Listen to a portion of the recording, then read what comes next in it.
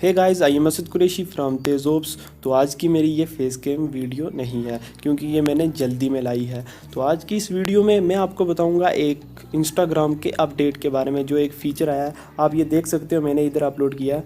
तो मैं बता देता हूँ ये क्या है, कहाँ मिलेगा आपको। तो आपको कोई फ़ोटो सेलेक्ट करना है, जैसे मैंने ये कर दिया, ठीक है। तो आप ये देख सकते हो, ये पुराने फीचर्स जैसे ये पोलिंग हो गया। आप यहाँ सवाल पूछते थे कि ये अच्छा है कैसा है, मतलब ये मुझे बताओ ये कैसा है, ठीक है। तो अब एक और फीचर है ये वाला। तो आप ये देख सकते हो, इधर आप क्वेश्चन कर सकते हो अपने बारे में कि मैं कितना क्यूट हूँ, ठीक है।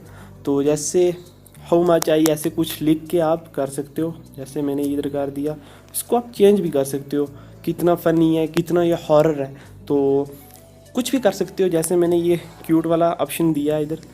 तो अब मैं अपने व्यूवर से पूछूंगा ये कितना मैं हूँ क्यूट।